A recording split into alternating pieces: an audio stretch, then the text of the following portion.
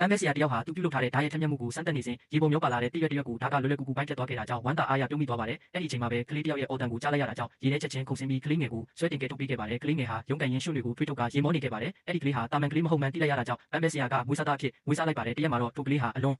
လေးလံတဲ့ကြောက်တုံးကြီးကိုမပြီးပန်းပဲဆရာရဲ့ခြေထောက်ပေါ်ရိုက်ချခဲ့တာကြောင့်ရွာထဲကအမျိုးသမီးတွေတောင်သူ့ကိုကြောက်ရွံ့သွားကြပါတယ်။နောက်တော့တနေ့မှာတစ်တော်ထဲကနေကြောက်စရာကောင်းတဲ့ဟိမ့်တန်ကြီးထွက်ပေါ်လာခဲ့ပါတယ်။ပန်းပဲဆရာပြပြတရားသွားကြည့်လိုက်တဲ့အခါကီလို900အလေးချိန်ရှိတဲ့ဝက်ဝင်ကြီးတစ်ကောင်မြေပြင်ပေါ်မှာလဲကျနေပြီးကြက်ကြာကအဲ့ဒီဝက်ဝင်နဲ့ကစားနေတာကိုတွေ့လိုက်ရပါတယ်။အချိန်တွေအနည်းငယ်ဆက်ကုန်လွန်သွားခဲ့ပါပြီ။ဂျက်ဟာအခုဆိုရင်လူငယ်တယောက်ဖြစ်လာခဲ့ပါပြီ။သူ့ရဲ့ခွန်အားဟာအလွန်ကြီးမားလွန်းတာကြောင့်လူတွေကိုမီတာတော်တော်များများအထိလွတ်ထွက်သွားအောင်ပြပောက်နိုင်စွမ်းရှိပါတယ်။အစမ်းကျဆုံးချက်ကတော့သူဟာတိရစ္ဆာန်တွေနဲ့တောင်စကားပြောနိုင်တာပဲဖြစ်ပါတယ်။သို့တော့ရွာသားတွေကတော့သူ့ကိုလူတယောက်လိုမမြင်ကြတော့ဘဲတားရဲမကောင်းဆိုးဝါးတစ်ကောင်လိုထင်မြင်လာကြပါတယ်။ပန်းပဲဆရာကဒီရွာမှာဆက်နေဖို့မဖြစ်နိုင်တော့ဘူးလို့ခံစားရတာကြောင့်ဂျက်ကိုမြို့ပေါ်တက်ပြီးအလုပ်ရှာဖို့ပြောခဲ့ပါတယ်။ဂျက်ကရွာကနေမခွဲချင်ခဲ့ပေမဲ့တနေ့မှာတော့တစ်တော်ထဲမှာအလွန်လှပတဲ့မိန်းကလေးတယောက်နဲ့ဆုံတွေ့ပြီးပထမဆုံးမြင်ချင်းမှာပဲချစ်ကြိုက်သွားခဲ့ပါတယ်။အဲ့ဒီမိန်းကလေးကသူ့ကိုမြင်တော့ကြောက်လန့်ပြီးစစ်တီတွေနဲ့အတူထွက်ခွာသွားခဲ့ပါတယ်။နောက်ပိုင်းမှာအဲ့ဒီမိန်းကလေးဟာတာမန်မိန်းကလေးမဟုတ်ဘဲမင်းသမီးတစ်ပါးဖြစ်ကြောင်းဂျက်သိရှိသွားခဲ့ပါတယ်။အဲ့ဒီအချိန်မှာပဲသူဟာနန်းတော်သို့သွားပြီးမင်းသမီးကိုတောင်းရမှုဆုံးဖြတ်လိုက်ပါတယ်။ပန်းပဲဆရာကသူ့ကိုအထူးပြုလုပ်ထားတဲ့ဓာတ်တလက်ပေးလိုက်ပြီးသူဟာဝမ်းသာအားရနဲ့နန်းတော်သို့ထွက်ခွာသွားခဲ့ပါတယ်။နန်းတော်သို့ရောက်ချင်းမှာပဲအဆောင်တွေကသူ့ကိုဒေါသတကြီးတားဆီးခဲ့ကြပါတယ်။ရုပ်ရုပ်တဲတဲတွေပုံမူကြီးမားလာချိန်မှာသူဟာနန်းတော်တကားကြီးကိုလက်သီးနဲ့ထိုးဖောက်လိုက်ပါတယ်။ထို့နောက်အဆောင်တွေကသူ့ကိုဖမ်းဆီးပြီးမိဖို့ချောင်မှာအလုပ်လုပ်ဖို့ပို့ဆောင်လိုက်ကြပါတယ်။မိဖို့ချောင်ကစပုံမှုတွေဟာသူ့ရဲ့ခွန်အားကြောင့်အံ့အားသင့်ခဲ့ကြပေမဲ့သူ့ရဲ့နှလုံးသားကတော့မင်းသမီးထံမှာပဲရှ